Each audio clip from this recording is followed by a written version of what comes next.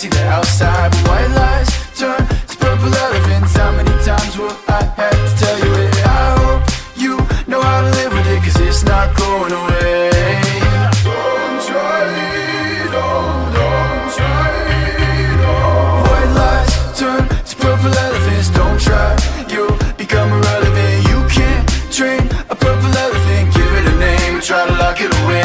But how can I take you seriously? You live with purple elephants. You think I'm being dramatic, it's the habit that'll drive you away. Yeah.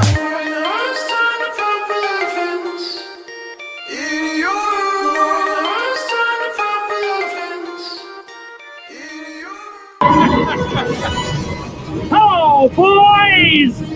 I'm back!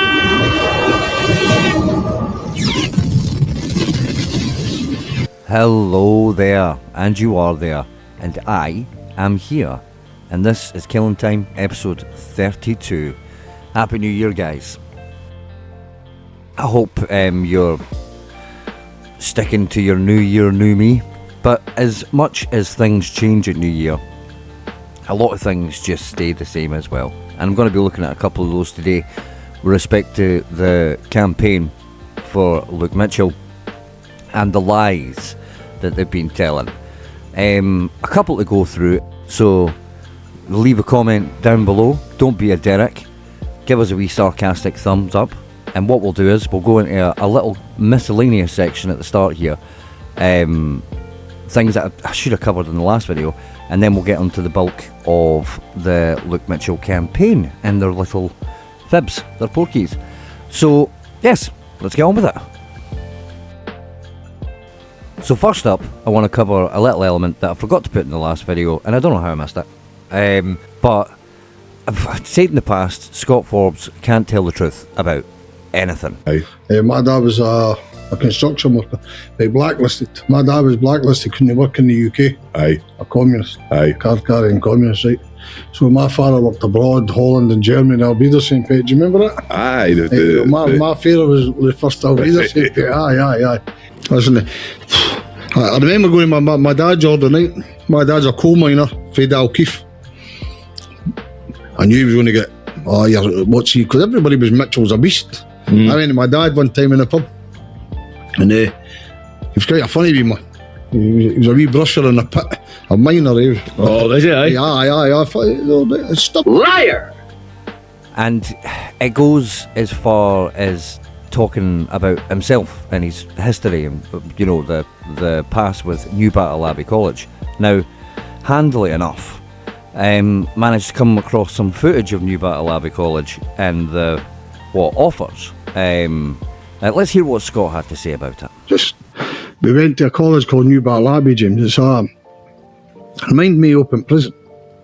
You know, it's a residential college.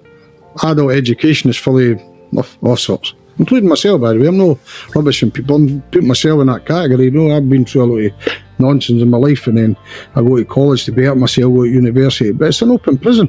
You lived in a dormitory, a single room, you know. It even looked like an open prison. That's just a quick view of how Scott Forbes sees it. Now, let's have a quick montage of the people that went to Newbattle Abbey College and the reasons for being there. More or less been a housewife for the last 25 years, bringing up the 3 children, little bits of part-time jobs. A couple of years ago I was diagnosed with cancer. Never went back to work after that, but thought I wanted to do something. I've always wanted to go to university, and I'd looked at access courses at Aberdeen University. But because I was so involved with the children and with the family, I thought it's going to be difficult. This time last year, I was working as a civil servant and hated it. I used to be a postman, but it wasn't fulfilling me, so I came here primarily to try and get into a university course.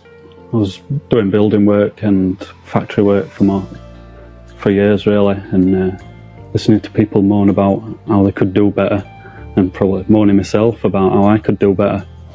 And I became unemployed, and I just thought, well, I'm just going to go for it rather than moan about it. Well, I had just been made redundant from my job in London, and I decided to head off up north to Scotland because I had a couple of friends up here. And first of all, to get me another job, and of course to try to get some education. When I left school when I was 16, I was lucky enough to fall into a job, but after being there for 9 years, it got a bit kind of boring. So I kind of wanted to go into university, and I had to get qualifications because I didn't have them from school. And when I found out about New Battle Abbey, it just seemed like the perfect place to come and get them.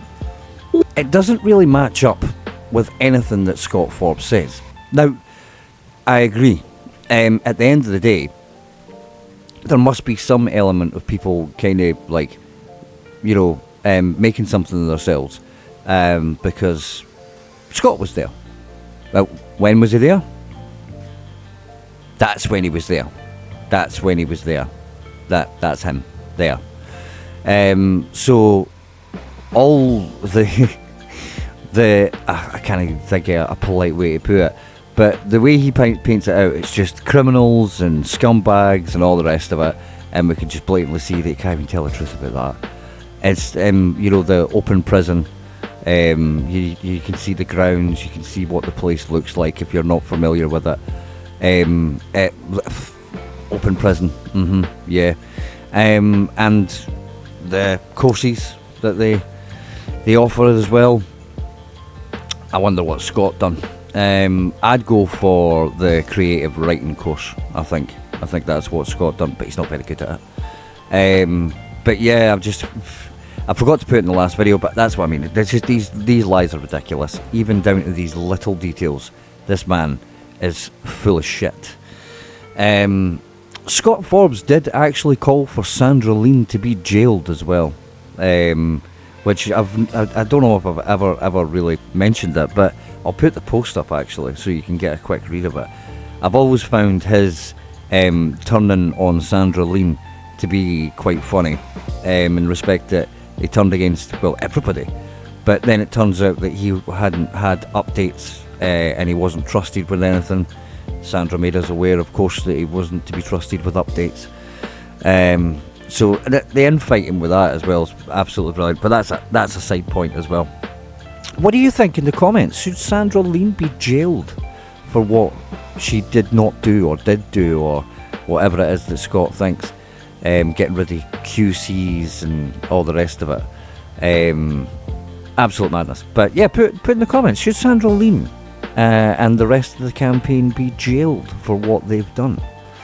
There's a certain element where I might actually agree with it, to be honest with you, and I'll discuss that later as well. But yes, let's get on to the main bulk of this, which is the latest lies from the Luke Mitchell campaign, and some new lies which they've reinvented as well, so they can put their little sticker on it, because after all came from Sandra Lean, whose work they did not trust. Well, yeah, It doesn't make any sense. I wish there was sense. Where did all this sense go? So the first point is something I don't want to labour on, because I've discussed it a couple of times, to be fair. It was a rather long post that was put up by the campaign. But what I'll do is I'll just read the first part of the post, because it just explains exactly what they want to get across by posting what they have, and then I'll go in it. So, put up as well, obviously. Infamous Stalky Man. Now, I have no idea. Well, I do, really. I like to give people, I like to give people the option. Now, they continue to spell Stalky wrong because A, they are trying to infer something else by spelling it like that, because we all know Stalky is spelled O-C-K-Y, and that has different connotations with it. Or B, they're fucking dumb. So, pick one. Are you being intentionally misleading, or are you dumb? I'll let you pick. I believe this is probably Gemma that wrote this. I have no idea what either three that it is of Sandra's angels. He said it! Stalky Man is revealed by the SCCRC in the 2014 statement of reasons below. So, this confirms Jodie was not Miss Bryson saw, because she was seen 35 to 40 minutes later. This also confirms Jodie was still alive after the estimated time of death of 5:15, and she didn't leave the house at 5 p.m. when they said she did. And I'll leave the rest up to you. So take from that what you will, folks.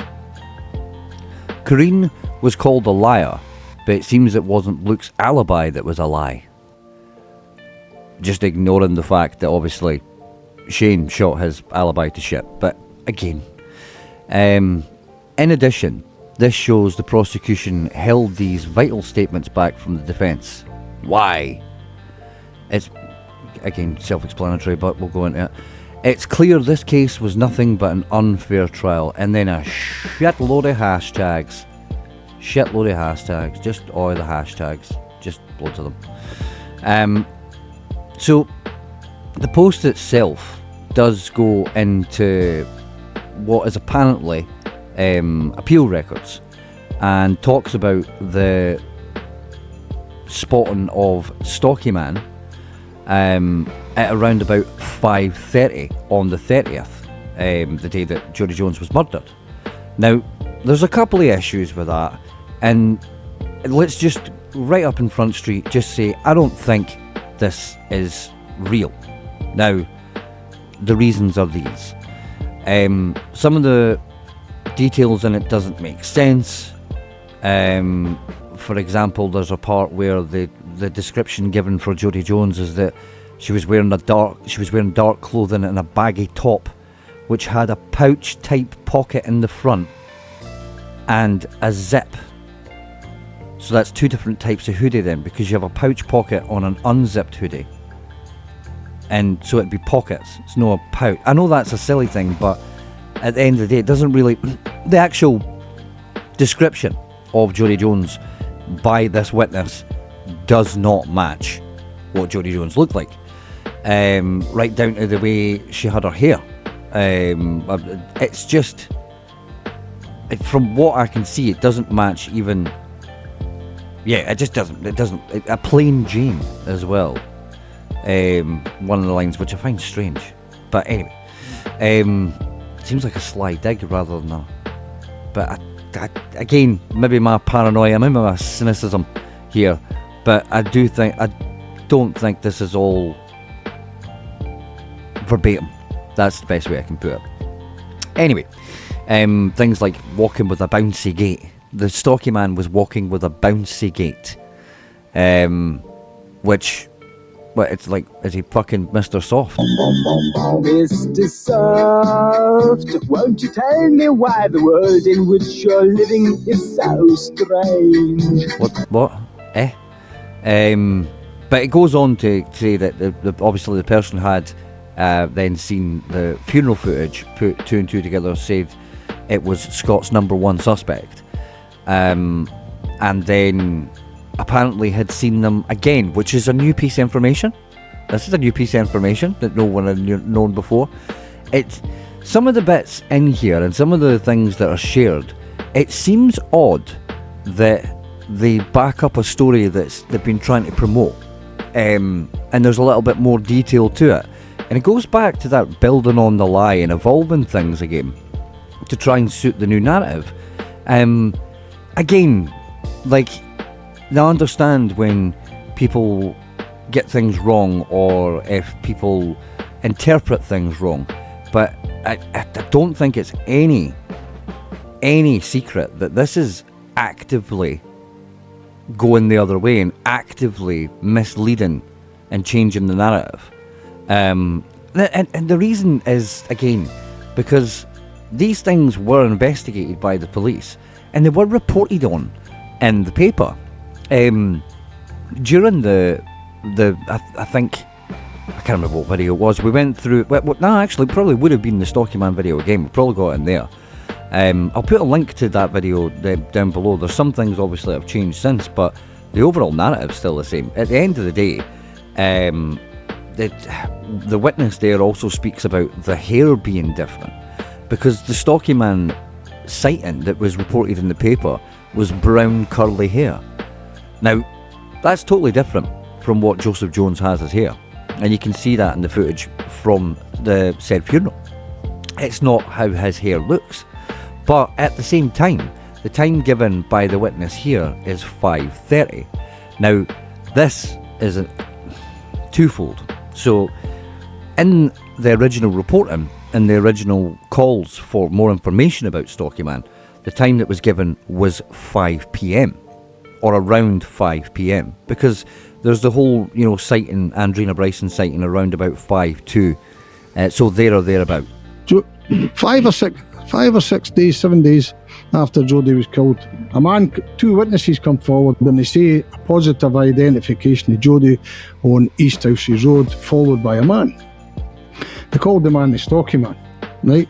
First, Michelin man to start off with, and then they called him the Stalky Man, large head, wavy hair, wearing a backpack. Joseph Jones wore a backpack everywhere he went, carrying a large bowie knife. I did that with my hands because he was that paranoid he couldn't leave the house without having a weapon. And so he gets identified. One witness says that's definitely Joseph Jones, and then he gets the wrong person. The person he identifies wasn't in the country. But a woman then watches Jodie's funeral and says, that's the man I seen following Jodie. So she picks Joseph Jones. The last man ever to see Jodie alive is her brother, right? 15 minutes, 10 minutes before the police put the time of the murder. Where does the extra half hour come in? Doesn't make a lot of sense. There was 2 independent witnesses, so is there a chance that one said 5 o'clock, one said 5:30? Because we obviously, the information that they gave, the independent witness, one of them, they traced her kind of timeline back to when she would have clocked out from work. Not good enough to do that when Andrina Bryson in her shopping, but it's alright to bring in those kind of things when it suits the argument that you're on, the side that you're on. Again, hypocrites, absolute. And if anybody paid attention, but it's another thing that doesn't change you, and contradiction. But as I say, the actual timings doesn't make sense, especially with the original reported. Now, I don't know, as I say, if the 2 witnesses have given different times or if they've intentionally got it wrong just so they can throw more shit at a wall, because that's what a lot of it is. Throw shit at the wall, distract, and try and lure people into this new cult of personality, because the old cult of personality is gone. And that definitely was a cult of personality, given the mass exodus of people that left with Sandra Lean. All these people that believed in Luke Mitchell's innocence, but suddenly were like, well, if he's innocent, I don't give a fuck, because they treated Sandra bad, so I'm leaving. We'll just leave him to rot, even though he did the murder someday, because they upset my mate. That's the loyalty. It's a cult of personality, always has been. Same with Luke Mitchell as well, at the end of the day, because, like I keep on pointing out, all of this has to come from somewhere, and it's not like he's going to have nothing to do with it, considering he was handing out autonomy 5 minutes ago to every man and his dog.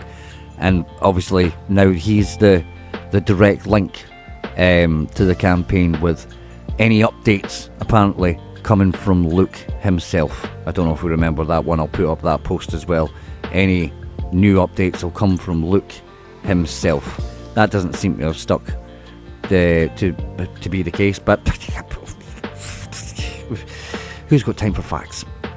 Also, the fact of the matter is, both Scott Forbes and Sandra Lean have said from the start that the Stalky Man sighting was coinciding with the time in his life, so 5 p.m.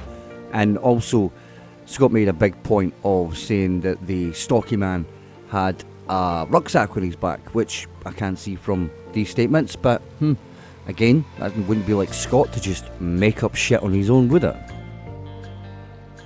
So, although there's differences in what the campaign have posted to compared to the original reporting, there's similarities as well with the information that's shared in it.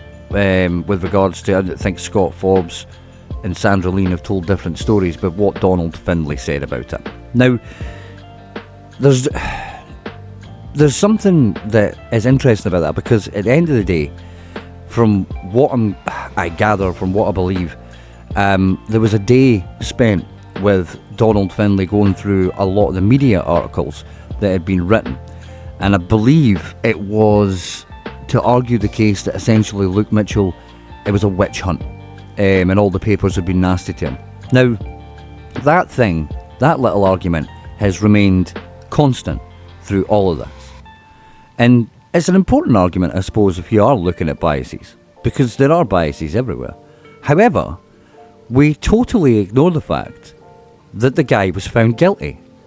So, you know, I don't understand where that goes. I could see, obviously, the argument for the bias at the start. I could kind of see where they're coming from, but at the end of the day, if they're right, they're right.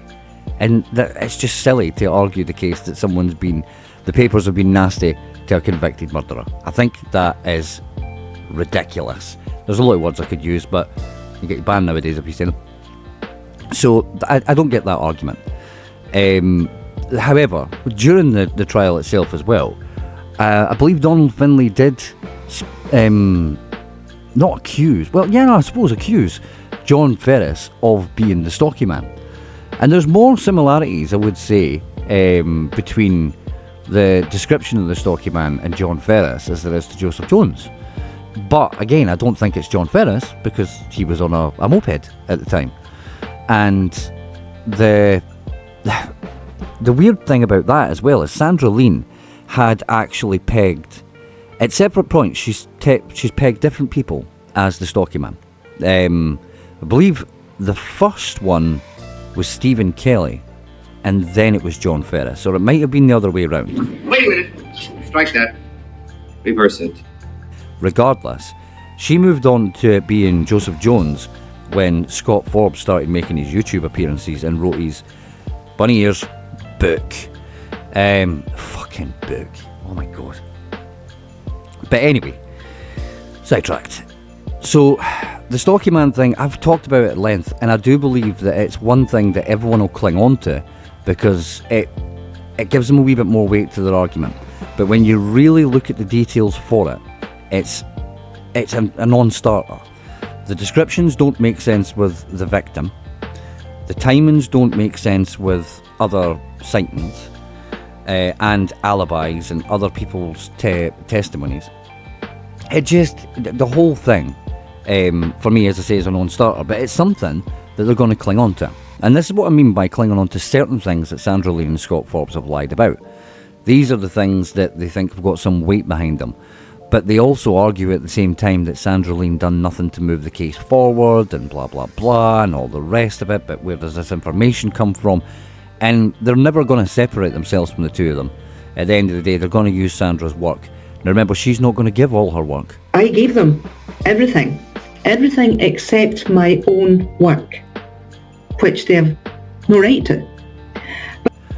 But she does want Luke Mitchell to be free and found innocent, but not willing to help by giving her the stuff that she's done.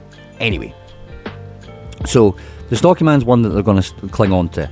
And I want someone, I mean, in the comments, let me know what you think. There's a number of reasons, as I say, why I don't think it makes sense. As I say, the description of the victim themselves does not match up. The timings, as I said, don't match up. The witness as well that saw Stalky Man and then saw him, I believe, a week later high-fiving friends or some nonsense like that, but identified a man that was out of the country. So we always go on with these two independent witnesses, but one of them is blatantly shown that his recollection can't be trusted because he's, IDing people that are out of the country at the time. So how much can we really trust that? Well, third time lucky? That's not how that works. So it's one independent witness that looks like they're wrong because the timings are wrong and the description's wrong.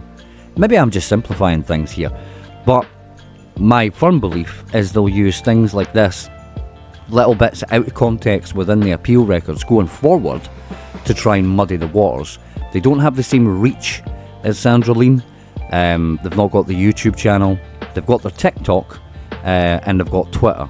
And TikTok and Twitter, I've not too much experience with TikTok, to be honest with you. It just seems like flash in the pan, like mass consumption of nonsense, and then just, I don't know, some kind of hypnosis. It's just weird for me. It's not real content. It doesn't really... But at the end of the day, it can be consumed quickly. So it's popular. And Twitter, which I've said before, is an absolute fucking cesspool, and it's full of people that are totally brain broken.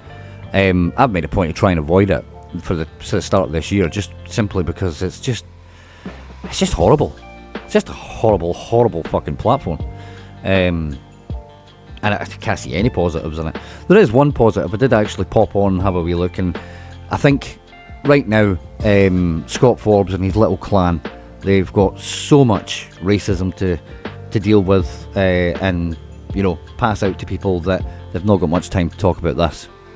So they're already jumping on a bandwagon for that one. And if you ever want me to go into the fucking stats for that, I will. But in all honesty, god damn, that's another subject for another YouTube channel, that. Another thing that the campaign has taken from Sandra Lean is the plan of attack, which is two-pronged, and it is such. 1, spread misinformation and muddy the waters, like the Stalky Man thing. And 2, continue to lie about what you're doing behind the scenes.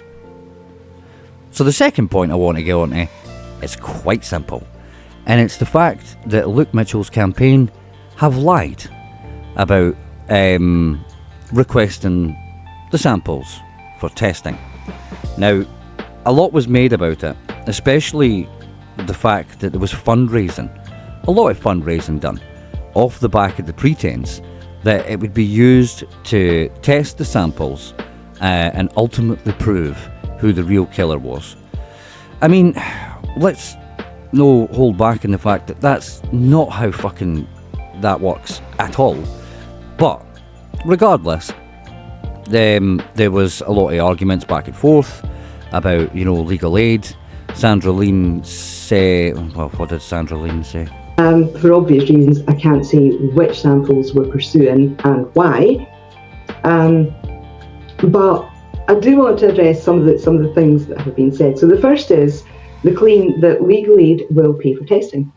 Yeah, it might, maybe even probably will. But why would we trust them?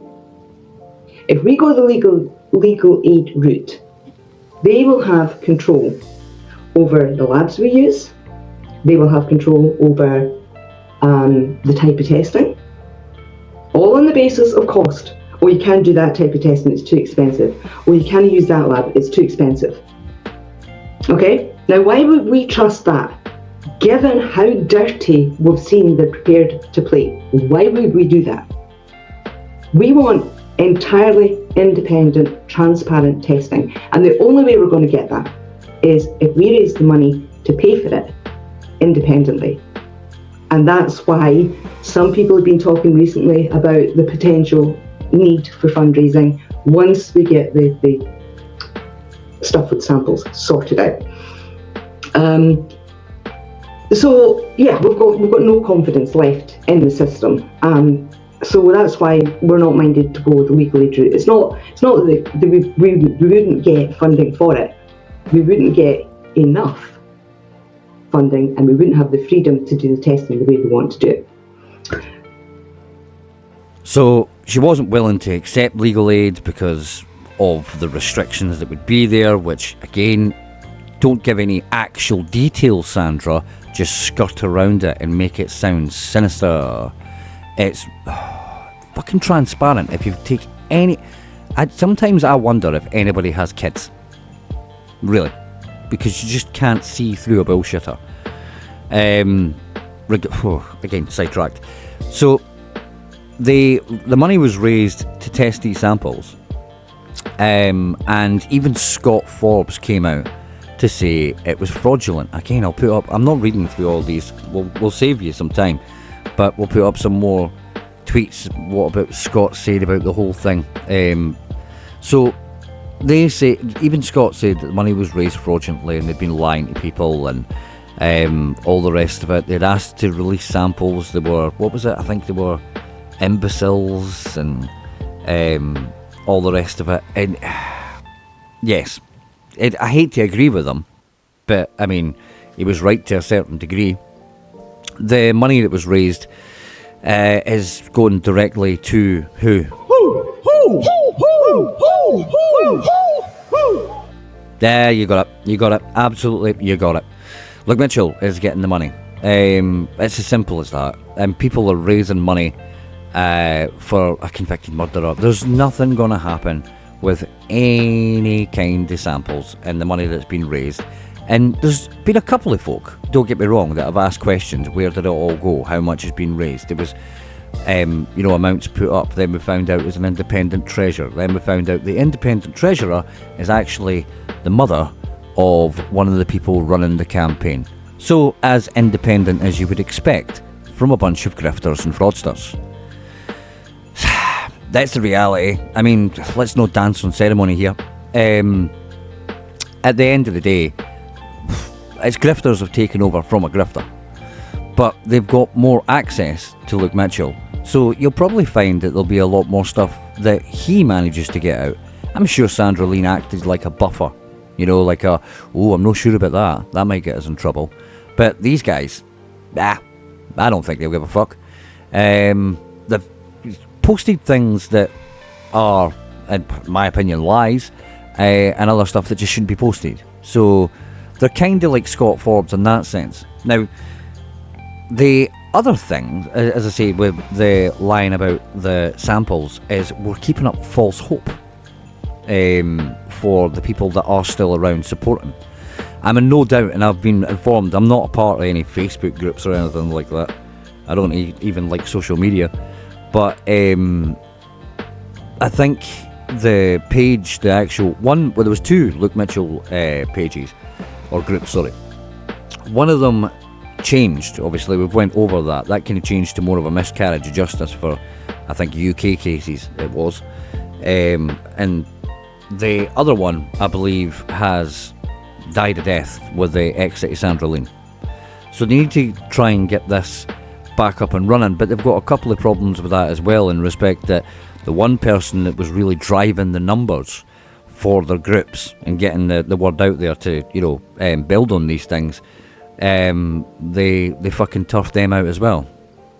So they've led an insurrection on the inside and got rid of all the people that could fucking help them in the future do anything in terms of building the platform and getting the word out there. They've got their diehards, they've got Mr. Parkour, who'll constantly repost the videos and all the rest of that shit. But that dude's just one man. He's a loyal supporter, I'll have you know, but he's just one man. And he's one of the permanently online. So let's go into a wee bit more detail about this though. So let's have a wee look at the statement that the campaign put out regarding requesting the samples, and then I will show you the proof that it was all a fucking lie.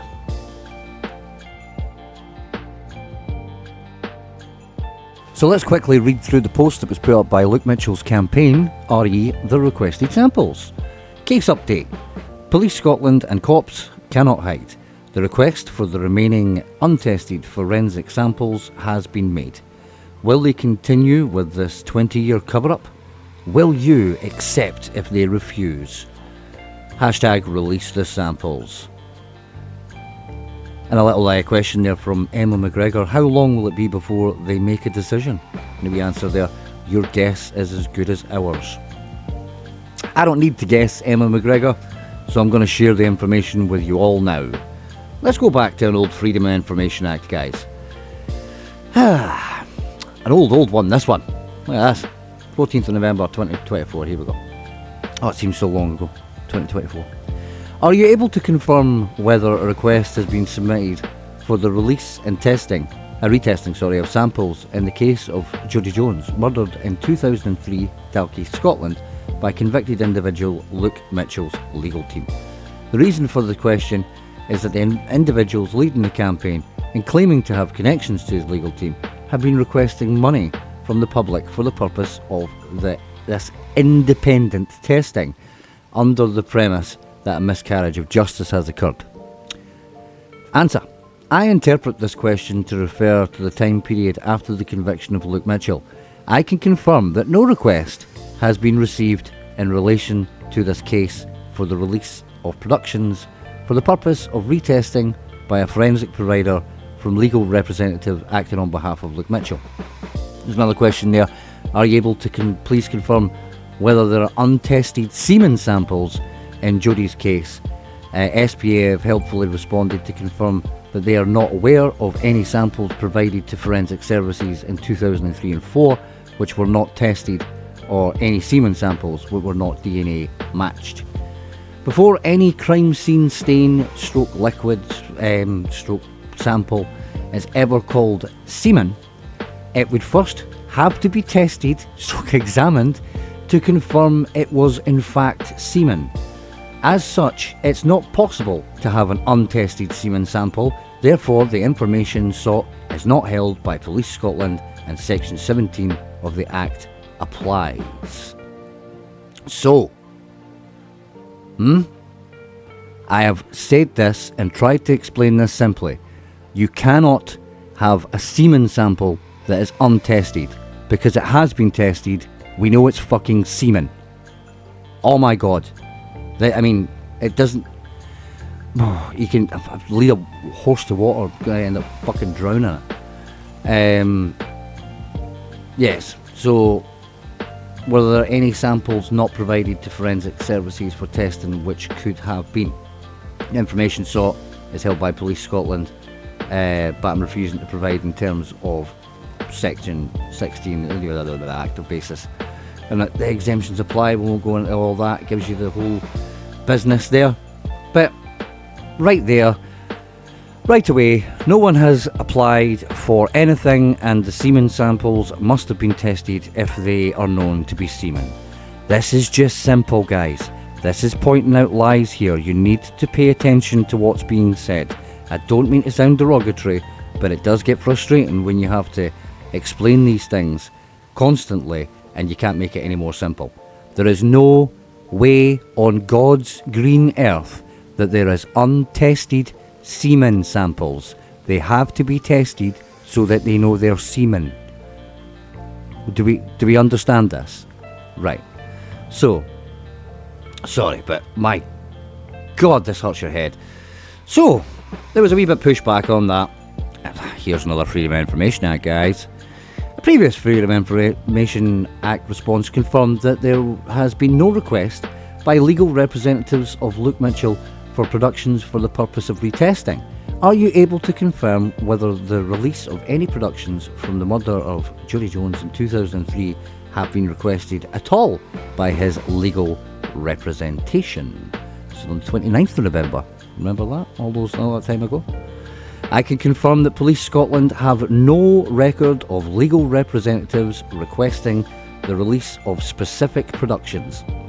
As such, the information sought is not held by Police Scotland, and Section 17 of the Act therefore applies. So, some more, nope, that didn't happen. I'll take things that didn't happen for 500. And it doesn't stop there. So, the last one that I'm going to share with you is a bit more recent. And again, it was due to a lot of pushback. You know, people, this, that, this semantics, these semantics, all the rest of it. So, last one, we'll read this one out. Thank you for your response regarding productions in the case of Jodie Jones, Freedom of Information 2023. So, responding to the last one that we just read there.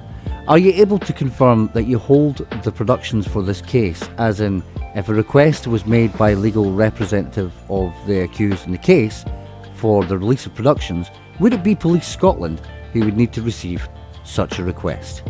I can confirm that Police Scotland does hold the productions in this case. Any request for the release of productions in this case should be first directed to Police Scotland, who will consider the request in consultation with cops. If you require any further assistance, please contact us, quoting the reference above.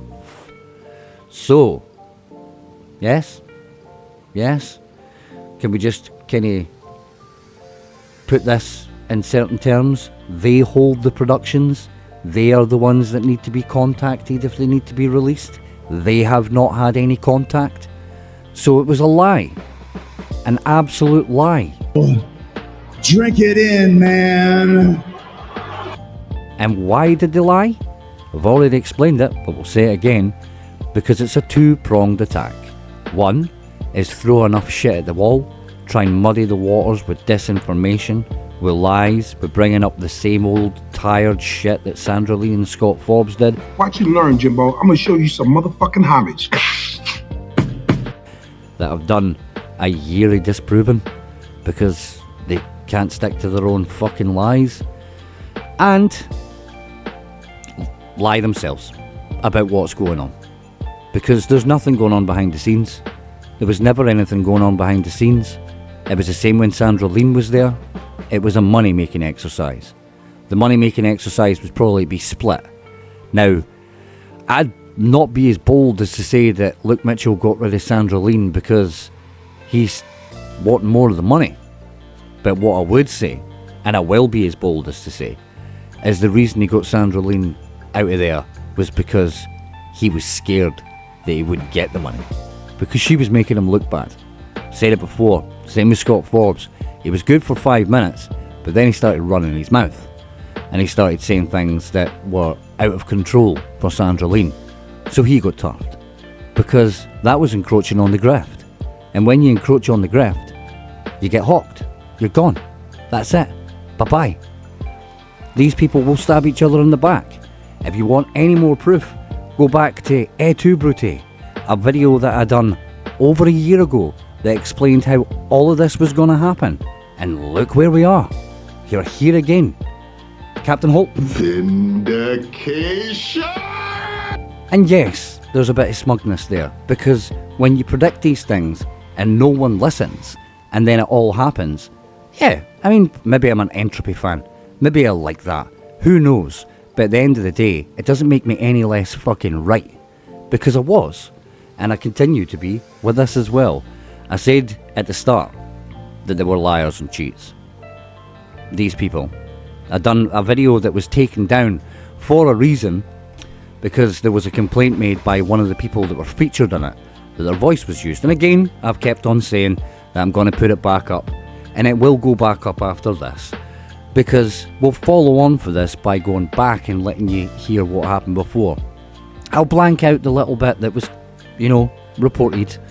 I'll blank that out just to not upset anyone and to not give them a reason to get it taken back down. But everything in that video was true, and you're just proving it even more. So, the three in charge, which I believe now would be Fiona, Nicola and Gemma. We all know about Gemma's biases. I'm not going into that. There's no fucking point. We know about the independent bookkeeper. There we go. I think that shows that the wool was pulled over the eyes. And I know it's a point to labour on, but the money. How can I ask you guys, comment, please do comment, especially if you're an ex-supporter.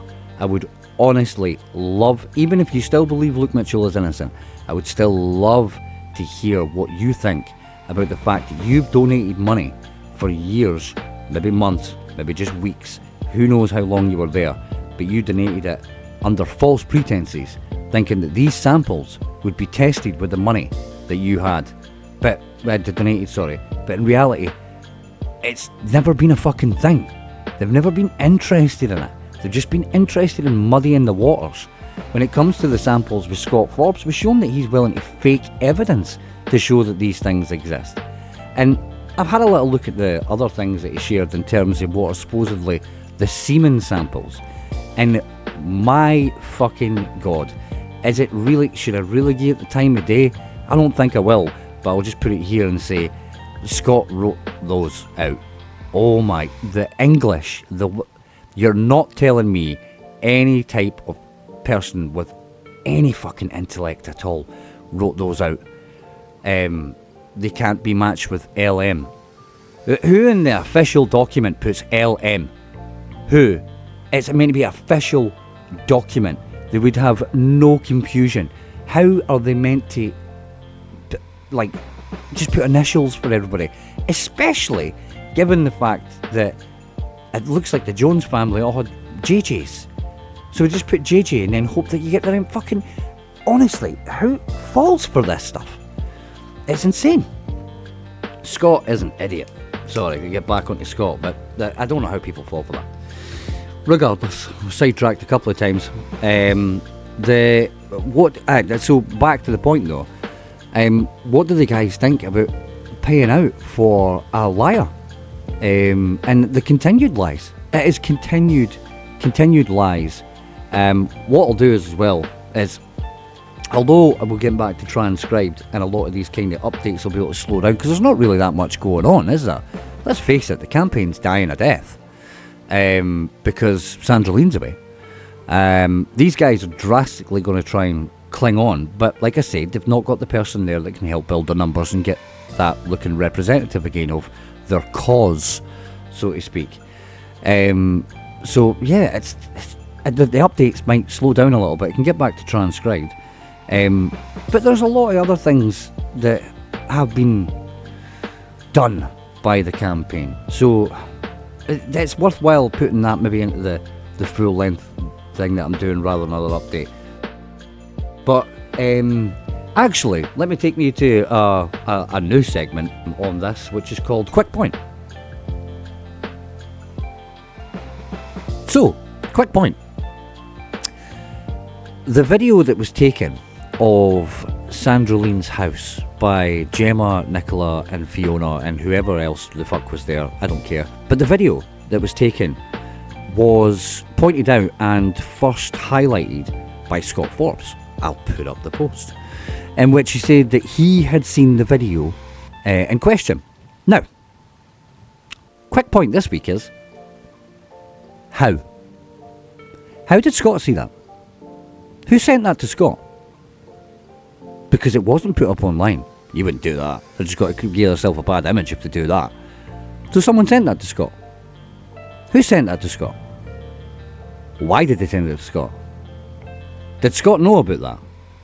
Was Scott in on that? Why did they send him the video? And that's this edition of Quick Point.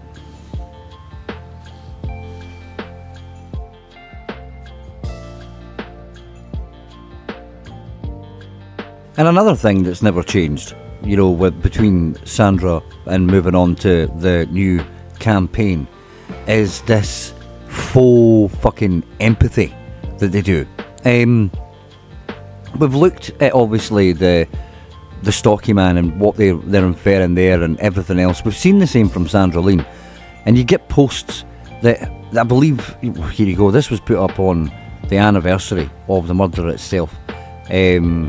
And I'll just to focus in on the second paragraph here. The most immediate and profound impact is the denial of true justice for Jodie Jones. Her family placed their trust in a legal system, hoping it would deliver closure by holding the responsible party accountable. However, numerous flaws in the police and I'll just fucking stop right there. Because this idea that you are caring and empathetic about the family placing their trust in a legal system, while at the same time saying that the members of the family were in a conspiracy to fool police and they were actually guilty of the murder. Pick a fucking lane. Pick a fucking lane. Because it's the same with Sandra Lean. Oh, I don't want to, upset or offend the family in any way, but here I go on a 40-minute spiel about how they all fucking lied. I mean, who do you think you're... Well, you are fooling the brain broken, I'll give you that. But in reality, it's the same with this campaign as it is with Sandra Lean and Scott Forbes. Listen to what they say for more than 5 minutes and pay attention. Because, oh my God, they are a fucking walking contradiction. It's absolute nonsense. And stop it. Just fucking stop it. Come out and be as... Say it with your chest. Just say it with your chest. Do you feel me? Do you feel him, sir? So, as I say, want to make these as short as we can, so let's just summarise everything.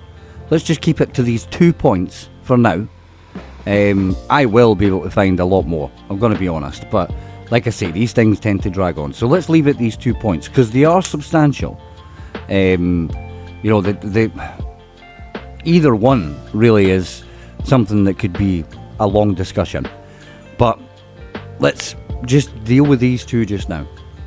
The Stalky Man claims and releasing information online is Scott Forbes-esque. Let's say as it is. It's desperate.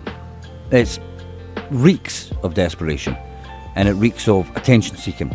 Now, a lot of the Luke Mitchell campaign's techniques as well is to compare what's happening with Luke's case to things that they might find in England per se, or like just apples and oranges. Absolute apples and oranges. The thing is, it's not about miscarriage of justices being wrong. That's one thing, a point I want to hammer home here, just in case people think I'm just totally against the idea of miscarriage of justice. There's one group that I speak to, leading a charge for innocence. Well, I won't name the person because I don't want to taint them, when being associated with me, given what I do. But at the end of the day, I speak to those parties, and I've went through things with them as well. I agree with them on a lot of things. I've been shown certain bits of evidence, and I totally, from what I can see, I think they've got a valid point, and there's questions to be answered. I really, really do. And the way they've dealt with their campaign is night and day. It's insane, the differences between the two. And that's because, in reality, I mean, this Luke Mitchell campaign has been run by liars, thugs, and just bad faith actors. In reality, nothing but misdirection and lies and reinvention and things that are out of context. So, but with the other one as well, it's like, if the truth's there and there's a question to be answered in terms of it, then it speaks for itself. There's no need to taint it with extra, lies on top and harassment and doorstepping and fucking bullying and all the rest that goes on behind the scenes. And that's what I mean. These guys are thugs. They're thugs, they're liars, they're grifters, they're cheats, they're carnies. And I've said before and I'll say again, this walking into the campaign, because I think now you've got your three. You've got Nicola, Fiona and Gemma. I don't know what their special power is. Like I say, the Hydra. Actually, it reminds me that the meme with the dragon. I won't tell you what one's on the right. Anyway, but as I say, these guys are walking in here thinking, this is our new gang hut, as Scott would call it, our new castle, actually. And what have I said before about a castle? When a clown enters a castle, they don't become a king. The castle becomes a circus. And that's what this is. It's a circus. It's a bunch of carnies, all out for fame, notoriety, money, and absolution. And it's not coming, because you need a little bit of truth so you can work with it. They can't even tell the truth to the people that are following them, because there you go. They tell you that they've been requesting samples, but it won't come. And what happens when it doesn't come? Then they can go back to their crowd and say, they said no, and everybody can be in uproar. It's not come yet. So when you guys are going to drop the news, guys, when Gemma, Fiona, Nicola, when are you going to drop the news that the samples aren't going to be released? It'd be nice for you to update the group. Maybe you can release another statement. Maybe you could release a statement like one that I have here. Way back when the infighting started and the civil war began, and I started reporting that it was happening, there was a post where a top contributor had said shame about the infighting, and woe is me articles from people about transcripts. As I've said, I feel the transcripts and court process is almost pointless. It's very clear that from the lack of DNA in plausible timeline, that's not how you spell that, brutality of the murder and other suspects, that Luke is innocent, or at the very least, the conviction is unsafe. The reply came from Luke M. Justice. To be clear, there is no infighting. Liar! Only better people causing rife. Those who were asked to leave due to unacceptable behaviour on a professional campaign team. Anyone using the name Luke Mitchell for attention are disgusting, and we take no part in fighting, publicly or otherwise.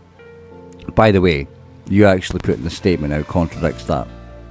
Just understand that. Anyway, the team have maintained a social silence for well over a year with these turned trolls. Why is everybody a troll? Just fucking prove the point. Stop with this shit. Sorry. If Luke supporters wish to debate with them on social media platforms, we can't stop that. But you're actively saying that they can't do that there as well, eh? That's sly. Fucking, they're playing checkers and you're playing chess. But it's very clear that if you mess with Luke supporters, they will not take it silently. Well, I'll go into that. None of these individuals are part of the two official campaign groups, now one. So we can't really address any drama that's going on elsewhere. We're here for Luke, Jodie and Justice, that is it. I agree that transcripts were a waste of time and money, but if they need a hobby, crack on. We've had them from the beginning, and they only demonstrate court process. So, let's deal with the last wee bit of that. None of these individuals are part of the two official groups, so we can't really address any drama. That's deflection because they can't answer the question. Simple as that. The idea that there was no infighting when I've shown there was, and the fact that the group split up and now one of them's not even a Luke Mitchell campaign group, so that was a lie. So a professional campaign team. What is professional about fucking any of this? What is professional about any of this? If I'm right in saying as well, the case files that were destroyed and no looked after, is that the professional campaign team, eh? Is that... Because this was before everything came out about Sandra Lean as well, and them kind of, like, besmirching her. So this is still when they were going with the softly approach. So they've been quiet for over a year. They've been quiet for a year when it came to me, because they'll consider me a troll, but they've been quiet when it came to me, because they all blocked me as quickly as they could, because they knew I was going to out them for being a fucking liar and a carny. But that, I love that line, that if you wish to debate them online, then pass on, you know. We can't do it because we're a professional campaign. Oh my god. Professional campaign. I wish I could play that voice note right now to show how professional you are. Got me by the ghoulies in that one. But I agree the transcripts were a waste of time and money. If they need a hobby, crack on. I like a wee bit condescending there. I like that. I'm a fan of condescending. I like it. Clever. We've had them from the beginning, and they only demonstrate court process. Lie. Because the reality is they weren't transcribed. We've already went through this with Sandra Lean. They don't have all the court transcripts. It's fucking impossible. They have to be paid to be transcribed, so they can't already exist. There are some that were transcribed, but again, not all of them, not even like a fifth. There was nothing near all of them. So again, it's another lie, but it's a repeated lie, like I said before, from Sandra Lean. just start taking on her lies after you have done nothing but say her work was terrible and she hadn't moved the case on, but just start bringing in some lies for her. I wonder when the Scott Forbes lies will begin as well. They're not big fans of him. I think that's because of all the stuff that he said about Gemma, when he had pointed out that she had threatened to set Jane Hamilton, the reporter, on fire. Because that's who you want running a campaign, eh? Somebody that threatens to set people on fire. Keep donating, folks. Keep donating. You're doing well.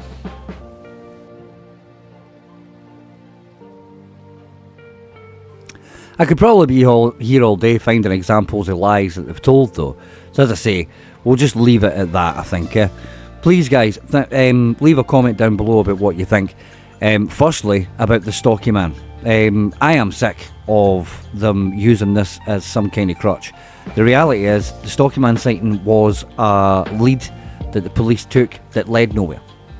The witnesses, obviously one of them getting a guy that was out of the country at the time, so we can just kind of put that to the side.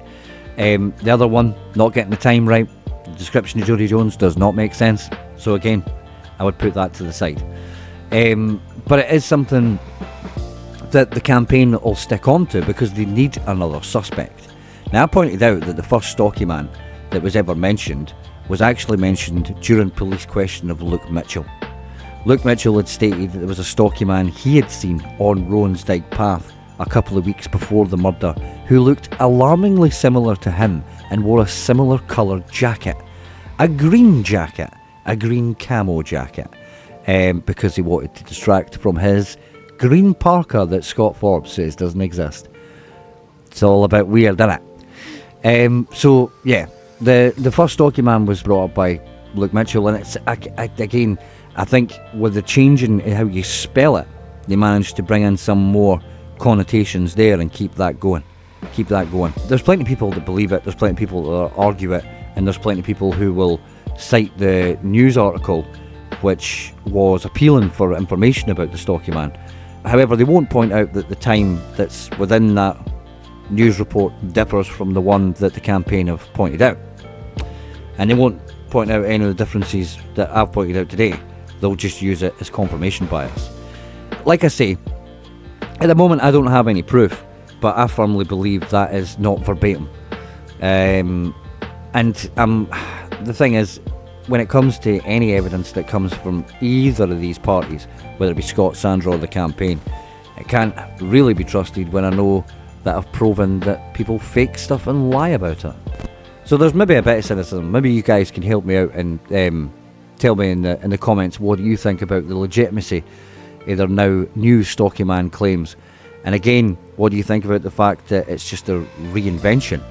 Like other things, they take on more information to try and make it seem more legitimate, but for me it's just an evolution of a lie. So let me know what you think. In terms of the evidence, the requested samples, what do you guys think in terms of the lie that's been told there? Because it's pretty obvious if you do any research, and the Freedom of Information Acts are all available, you've read them there, that they've lied to the supporters. So are the supporters still donating money? Is there any supporters in the chat who are still donating money? Be interesting to know, because I would genuinely like to know how stupid you're going to feel when this all comes out and I prove it even more, that you have been donating money to a convicted murderer off the back of liars and carnies. And I genuinely want to know from people who did donate and then, shall we say, saw the real side of what those donations were for, or saw the real side of Sandra Lean and the campaign. What do you think about the fact that those donations are given under false pretenses? I would honestly like to know the people. I've always said in the past that the crazy train kept rolling and it was everybody else's choice to jump off the crazy train. Now it seems scary because no one wants to jump off a moving train, but when your option is to stay in a place where they actively lie so that they can keep your attention and hopefully garner some money, then I think jumping off that crazy train is the best option, personally. And That's what, for me again, it's what it's always been about, raising money. To the point where the raffles as well, that was all profit based. The football cards, that's all profit based. And that's what really you have to question. If it was a good enough cause, you would give money. If it was, a righteous cause, then you would put your hand in your pocket. Personally, I don't need to be coaxed into giving money to a miscarriage of justice by a raffle for a fucking Nintendo Switch. Because that happened. Like, abhorrent. Abhorrent. So there we go, guys. Thank you again for watching and listening. It's much appreciated, especially all you new guys, all you new subscribers. That really, really do appreciate it. Please, as I say, give us a sarcastic thumbs up. Leave a comment down below, but don't be a Derek. I would say follow us on X and all the rest of it, but I've no idea what I'm doing platform-wise. I need to find a better option because I think X is brain rot. So I don't know. We'll stick a pin in that and we'll come back to that at some point. Transcribed will be coming up later in the month. We'll probably back off a wee bit from the Killin time updates, but where there's something that we need to talk about, or where I feel that some behaviour needs highlighted, I absolutely will do another video. And I'll do another couple of things in between as well. So we're not going away. We could just take our foot off the gas a little, because at the end of the day, like I said, I think this campaign is dying a death because people are starting to see through it. The tide has turned, as Sandra would say. So, as I say, leave a comment down below. Give us a little sarcastic thumbs up. There's no outro today. There's no little funny video today. But, keep an eye out. There might be some more of those. Who knows? Like I say, I will re-upload the earlier episode of Killin Time that was taken down. I'll edit a bit so I can take it out. The offending voice note. We'll see what I do with that one there, but it will be going up. So don't get confused. If you've seen it and you've watched it, maybe you want to refresh your memory. It's maybe the reason why you're here, because a lot of people started paying attention when these ladies spoke out. I will say again to the ladies that did speak, thank you very much for your time. It was good to hear your story, and it's good to speak to you now and again. Hopefully you're still doing alright. I've not actually spoke to you in a wee while, so reach out, say hi. The next video will be up when the next video is up. But for now, guys, as I say, thank you for your time and enjoy the rest of your day. Bye. White lies turn to purple elephants. Don't try, you